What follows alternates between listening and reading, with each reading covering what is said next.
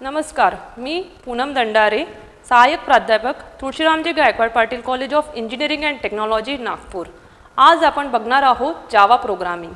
जावा ही एक भाषा आहे, ही एक प्रोग्रामिंग लँग्वेज आहे जिचा यूज होतो सॉफ्टवेअर बनवण्यासाठी। तर सॉफ्टवेअर म्हणजे की जसं की फॉर एक्झाम्पल आपले कॅल्सी किंवा कॅल्क्युलेटर। तर कॅल्क्युलेटरमध्ये जर आपण कुठलं पण ऑपरेटर जर टाकलं, जसं की ॲडिशन म्हणा, सबस्ट्रॅक्शन, डिव्हिजन, मल्टिप्लिकेशन, तर कुठलं पण साइन जर टाकलं तर पर्टिक्युलरली त्या दोन नंबरची किंवा मल्टिपल नंबर्सचं आपण काय करू शकतो, ॲडिशन करू शकतो। तर याच्या मागच्या साईडला जे आहे, जे बॅकएंडमध्ये जे आहे ती आहे आपला लँग्वेज जी असते जावा, जिला आपण कंट्रोलनी पर्टिक्युलरली आपण त्याला काय केलेलं आहे, लिहिलेलं आहे। तर हे आज आपण बघणार आहोत की हे कसं केलं आहे। तर हे सगळ्या गोष्टी जे झालेल्या आहे ह्या फक्त जावा प्रोग्रामिंगमुळे। असंच नाही आहे की फक्त जावा प्रोग्रामिंगमुळे, आपल्याकडे डिफरंट टाइप्स ऑफ लँग्वेज पण आहे, जसं की सी आहे, C++ आहे, जावा आहे, पायथन आहे। There are the more than different languages. तर ह्या सगळ्या लँग्वेजेस आहेत ज्याचा यूज होतो फक्त आपला सॉफ्टवेअर बनवण्यासाठी। तर आज आपण काही असे कंट्रोल स्टेटमेंट जे आहे, जसं की आता सपोज मला जर 1 ते 100 मध्ये जर कुठली पण 1 ते 100 मध्ये जर मला इव्हन नंबर किंवा ऑड नंबर किंवा 1 ते 100 मध्ये जर सिरीज प्रिंट करायची असेल, तर हे पॉसिबल नाही आहे की मी 100 स्टेटमेंट लिहून ते मी प्रिंट करेल। तर हे फक्त आपल्याला काही कंट्रोल स्टेटमेंटने आपल्याला असं काही लॉजिक दिलेलं आहे, असे काही स्टेटमेंट दिले आहे जो आपला कोड काय करू शकतो, रिड्यूस करू शकतो। तो कोड रिड्यूस करण्यासाठी आपल्याकडे काही असे पर्टिक्युलर स्टेटमेंट्स आहे, काही असे आपल्याकडे लूप आहे। तर आज आपण ते लूप आणि कंट्रोल स्टेटमेंट बघणार आहोत। तर फर्स्ट आहे आपल्याकडे डिसिजन मेकिंग स्टेटमेंट।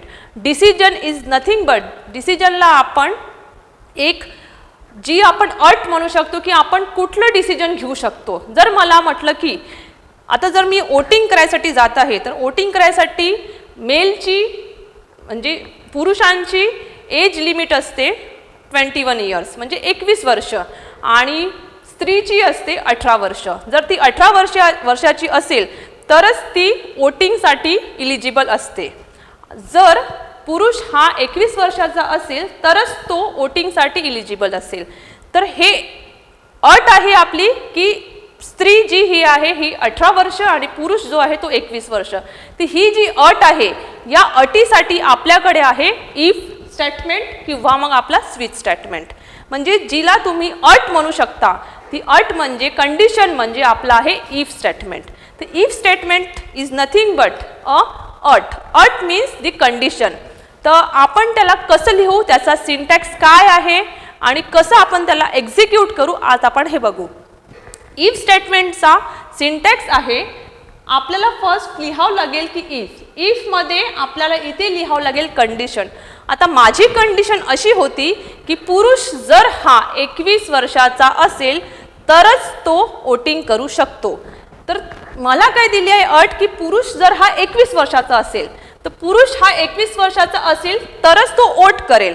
तर ही कंडिशन जर ट्रू असेल, जर ही कंडिशन माझी खरी असेल तरच माझं इफ स्टेटमेंट एक्झिक्यूट होईल। जर पुरुष हा 21 वर्षाच्या खाली असेल तर काय होईल, माझी कंडिशन फॉल्स होईल, म्हणजे तो पुरुष काय होईल, तो पुरुष हा इलिजिबलच नाही राहणार वोट करण्यासाठी। तर आपण याला आता कसं लिहू इफ स्टेटमेंटमध्ये, म्हणजे आपण याला डिसिजन कसं बनवू। तर जावाने आपल्याला इफ स्टेटमेंटसाठी आपल्याला सिंटॅक्स दिलेला आहे। सिंटॅक्स म्हणजे त्याचा परिभाषा। तर इफ मध्ये आपल्याला लिहावं लागेल जर पुरुष, आता माझ्या एज मध्ये जर पुरुष असेल, ठीक आहे, आपण हा लिहित आहोत मेलसाठी, पुरुषसाठी। तर एज मध्ये जर एज माझी ही ग्रेटर दॅन 21 असेल तर माझं काय होईल, इफ स्टेटमेंट एक्झिक्यूट होईल। तर इफ स्टेटमेंटमध्ये लिहावं लागेल मला जावामध्ये, दॅट इज जावाचं जर मला कुठलं पण स्टेटमेंट जर एक्झिक्यूट करायचं असेल तर माझ्याकडे आहे system dot out dot println. System हा एक क्लास आहे।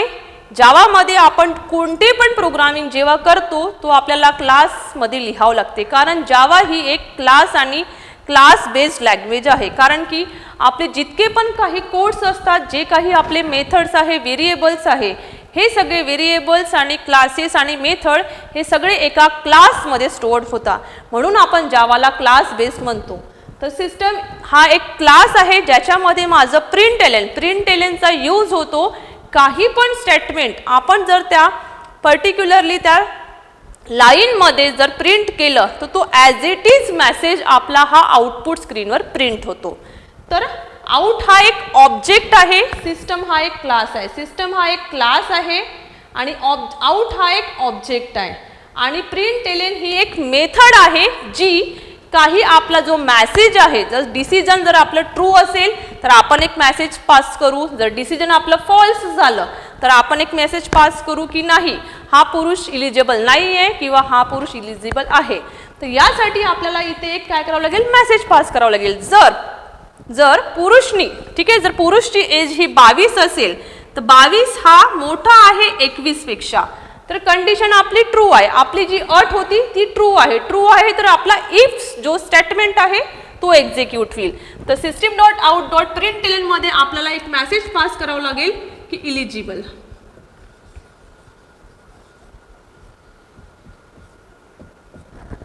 तर आपला काय होईल, इफ स्टेटमेंट एक्झिक्यूट होईल.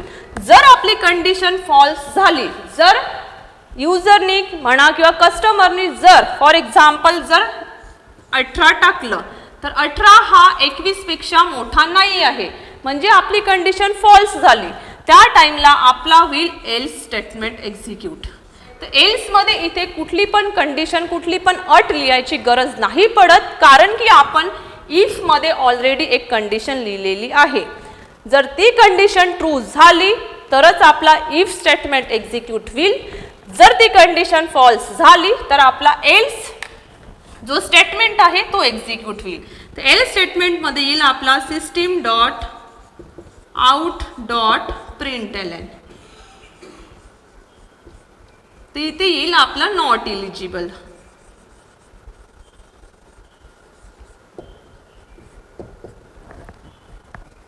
हे झालं आपलं इफ आणि एल्स. तर ही आहे आपलं डिसिजन मेकिंग स्टेटमेंट. जर कंडिशन आपली ट्रू असेल, खरी असेल तर आपला इफ स्टेटमेंट एक्झिक्यूट होईल. जर आपली कंडिशन फॉल्स असेल तर आपला एल्स स्टेटमेंट एक्झिक्यूट होईल. दुसरं डिसिजन मेकिंग स्टेटमेंट आहे आपलं स्विच स्टेटमेंट.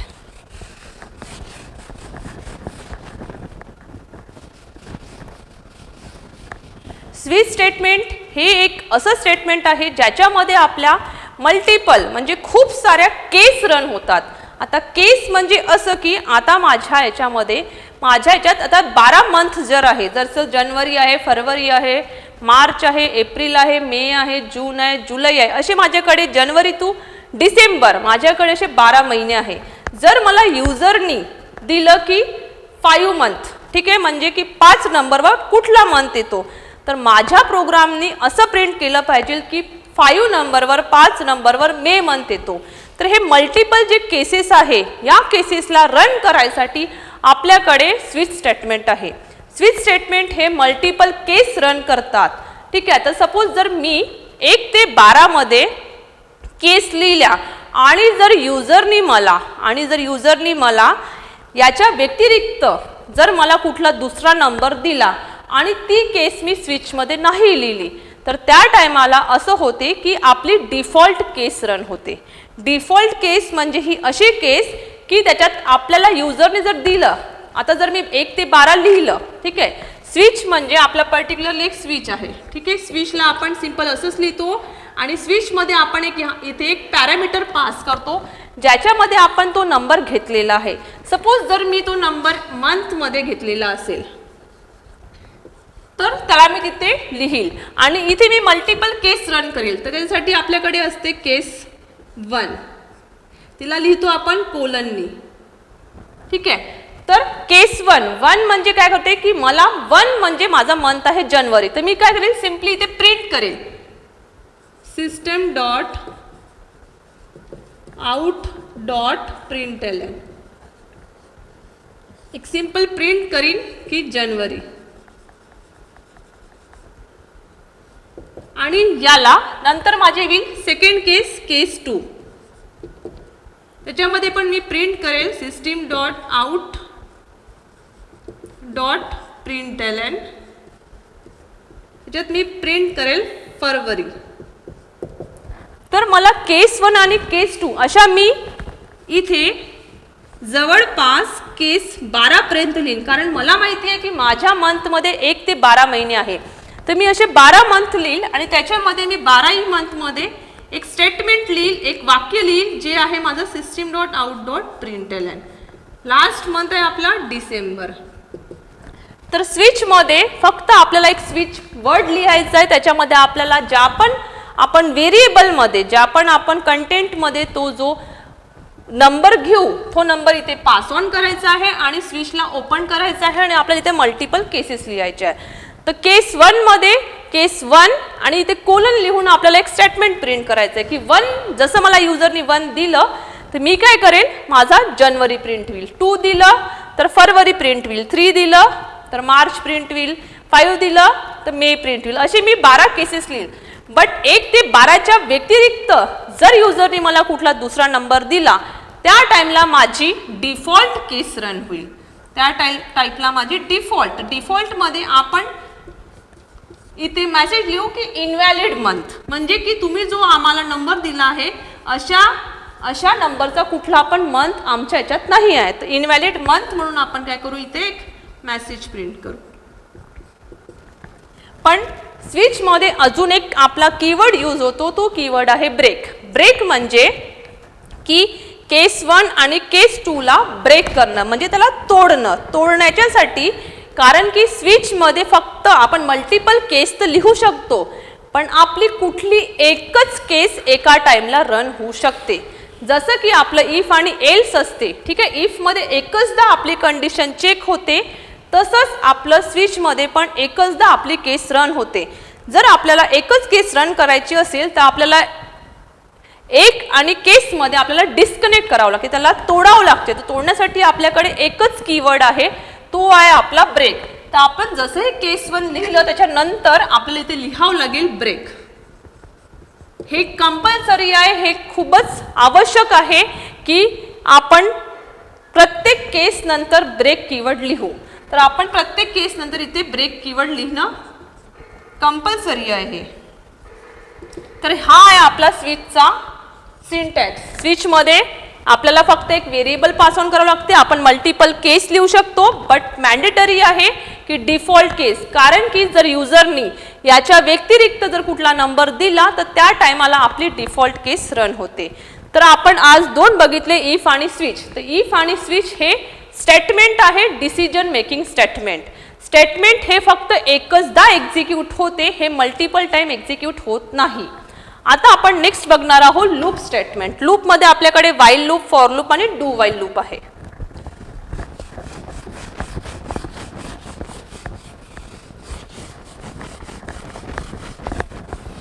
तर पहिला लूप आहे आपल्याकडे व्हाईल लूप. आपण लूपचा यूज याच्यासाठी करतो, जर मला 1 ते 100 म्हणा किंवा 1 ते जर मला 1000 नंबर प्रिंट करायचे असेल, सिरीज जर प्रिंट करायची असेल, तर हे पॉसिबल नाही आहे की मी system.out.println लिहून 1 2 3 4 पर्यंत 100 पर्यंत मी स्टेटमेंट लिहून एक्झिक्यूट करू शकेल. तर याच्यासाठी याचा कोड रिड्यूस करायसाठी जावाने आपल्याला लूप दिलेला आहे. तर लूप म्हणजे काय? लूप म्हणजे पर्टिक्युलरली की एकच स्टेटमेंट आपला हा मल्टिपल टाइम एक्झिक्यूट होतो, तोपर्यंत एक्झिक्यूट होतो जोपर्यंत आपली कंडिशन फॉल्स होत नाही. जर कंडिशन ट्रू असेल तर तो same statement multiple time execute होणार. जशी आपली कंडिशन फॉल्स झाली, कंडिशन म्हणजे आपली अट जर फॉल्स झाली तर तो आउट ऑफ द लूप जाणार. तर याला म्हणतात लूप. लूप म्हणजे की आपलं कंटिन्युअस इव्हॅल्युएशन, म्हणजे की कंटिन्युअस त्याचं इव्हॅल्युएशन होत राहणार. This is nothing but a loop.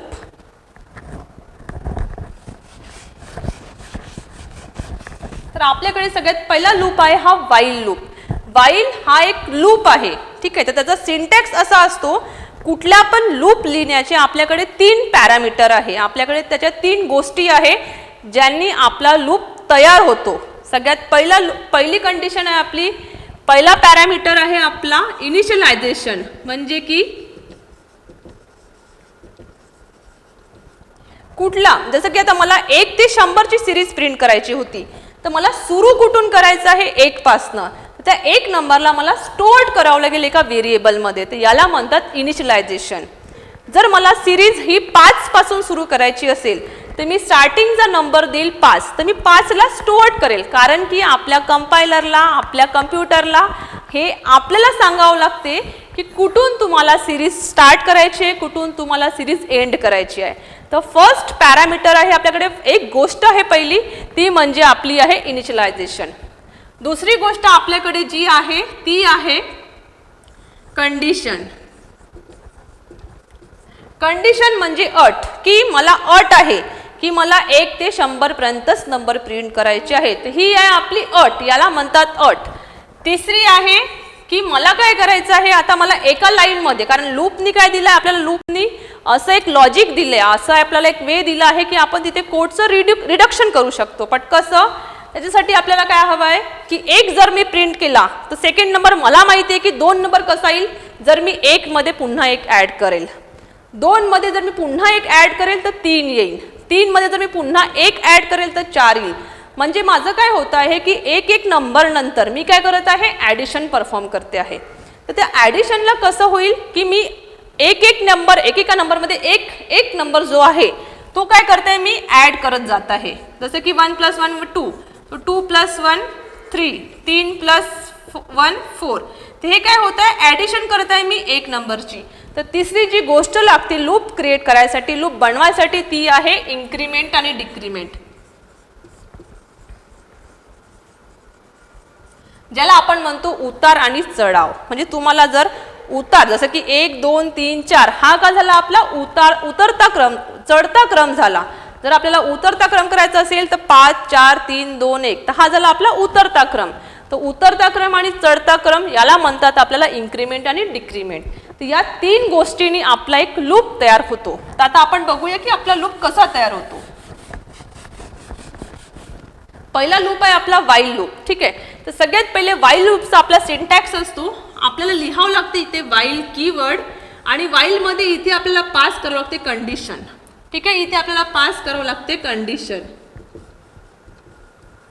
व्हाईलला open करावं लागते कर्ली ब्रॅकेटने. इथे आपल्याला जे स्टेटमेंट प्रिंट करायचे आहे ते स्टेटमेंट इथे आपण लिहितो, इथे सेकंड स्टेटमेंट, आणि याला आपण इथे करतो आपण इन्क्रीमेंट. सपोज जर मी इनिशियलाइज केलं एक व्हेरिएबलला आयला मी जर इनिशियलाइज केलं 1 ने, ठीक आहे, त्याचा टाईप आहे माझा इंटिजर, तर याचं काय होईल I++. तो हा आहे आपला व्हाईलचा सिंटॅक्स, हा आहे आपला व्हाईलचा सिंटॅक्स. म्हणजे मी काय केलं, एक व्हेरिएबल क्रिएट केला, मी एक आय नावाचा व्हेरिएबल क्रिएट केला मेमरी मी, त्याचा टाईप आहे इंटिजर. आपल्याकडे टाइप्स पण आहे, इंटिजर, लॉंग, फ्लोट, प्रिमिटिव्ह आणि नॉन प्रिमिटिव्ह असे आपल्याकडे डिफरंट 2 टाइप्सचे टाइप्स आहे. त्याचा टाईप आहे इंटिजर. म्हणजे आय काय स्टोअर करेल, आय हा इंटिजर व्हॅल्यू स्टोअर करेल. तर आय मध्ये मी काय स्टोअर केलं, 1 स्टोअर केलं. व्हाईल मध्ये कंडिशन, आता मला कंडिशन द्यायची आहे की मला 1 ते 10 पर्यंत सिरीज प्रिंट करायची आहे. तर कंडिशन आपण अशी देऊ, तर माझा एक जो स्टोअर्ड आहे तो माझा एक स्टोअर्ड आहे आय व्हेरिएबल मध्ये. तर I is less than equals to 10, म्हणजे माझा आय कुठपर्यंत चालेल, 10 पर्यंत. आणि मी इथे काय करेल, आयला प्रिंट करेल. तर त्यासाठी आपल्याला लिहावं लागेल इथे system.out.println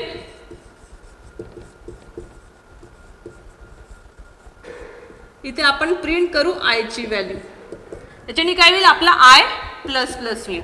तर आपला जेव्हा पण हा लूप चालला, आता सगळ्यात पहिले आपण काय करू, आपण इथे आहोत आता की आय ची व्हॅल्यू काय, आय ची व्हॅल्यू आहे 1. 1 is less than equals to 10. Condition काय आपले, कंडिशन ट्रू आहे. ट्रू आहे तर आपण लूपच्या आतमध्ये येऊ. आतमध्ये जसं आपण आलो इथे काय भेटते त्याला की system.out.println. याचा मीनिंग काय असतो, याचा मीनिंग असतो की जे काही व्हॅल्यू आहे, जे काही स्टेटमेंट आहे त्याला ॲज इट इज आपल्याला आउटपुट स्क्रीनवर प्रिंट करायचं आहे. तर ते कसं करू आपण की आय मध्ये काय 1 आहे, इथे मी आय ची व्हॅल्यू काय करते, प्रिंट करते आहे. तर आय मध्ये 1 स्टोअर्ड आहे, तर सगळ्यात पहिले आपलं इथे येईल 1. मग काय होईल इथे I++. तर आय ने काय होईल, प्लस होऊन आय ची व्हॅल्यू किती होईल, 2. म्हणजे I++ चा मीनिंग होतो I = I+1. तर याचा मीनिंग होतो I = I+1. ठीक आहे, तो काय होईल, आय ची व्हॅल्यू होऊन 2 होऊन जाईल. तर 2 झालं की जसं झालं 2, तर काय होईल आपली आय ची व्हॅल्यू 2 3 अप टू हे कितीपर्यंत चालेल, 10. जशी आपली आय ची व्हॅल्यू 11 होईल तर आपली कंडिशन ही फॉल्स होईल आणि आपलं हे जे आहे statement out of the loop जाईल. हे झालं वाईल बद्दल. तसंच सांगते फॉरचं पण सेमच आहे, फॉरचं पण सारखंच आहे. फॉरमध्ये पण सिंटॅक्स फक्त एवढंच आहे की फॉरमध्ये आपल्याला लिहिताना 3च पॅरामीटरच्या 3च गोष्टीचा उपयोग होतो, पण फॉरमध्ये लिहिताना आपल्याला फॉर कीवर्ड यूज करावं लागते आणि इथेच आपल्या 3 गोष्टी असतात. इथे असते आपलं इनिशियलायझेशन, याला आपण सेपरेट करतो सेमिकोलननी, नंतर असते आपली कंडिशन आणि नंतर असते आपले इन्क्रीमेंट आणि डिक्रीमेंट. आणि याला ओपन करतो आपण कर्ली ब्रॅकेटनी, याला क्लोज करतो आपण कर्ली ब्रॅकेटनी. हा झाला आपला फॉरचा सिंटॅक्स. नंतर सेम असाच सिंटॅक्स आहे आपला डू वाईलचा पण. डू वाईलमध्ये आपण सगळ्यात पहिले लिहितो इथे डू स्टेटमेंट, डू कीवर्ड लिहितो. इथे आपण मल्टिपल स्टेटमेंट एक्झिक्यूट करतो आणि मल्टिपल स्टेटमेंट जसं आपलं एक्झिक्यूट झालं की त्याच्यानंतर आपण इथे वाईल लिहून त्याची इथे कंडिशन चेक करतो आणि आपलं इथेच असते इन्क्रीमेंट आणि डिक्रीमेंट. ते हे झालं आपलं डू वाईल. म्हणजे आपण आज 3 लूप स्टेटमेंट बघितलं आहे. एक बघितलं वाईल लूप, दुसरं बघितलं आपण फॉर लूप आणि तिसरं बघितलं डू वाईल लूप. फक्त वाईल आणि डू वाईलमध्ये एवढाच फरक आहे की वाईलमध्ये सगळ्यात पहिले आपण कंडिशन चेक करतो, नंतर त्याचं एक्झिक्युशन होते आणि डू वाईलमध्ये सगळ्यात पहिले एक्झिक्युशन होते, नंतर त्याची कंडिशन चेक होते. तर आज आपण 2 गोष्टी बघितलेल्या आहेत, डिसिजन मेकिंग स्टेटमेंट आणि loop statement. So thank you so much. धन्यवाद.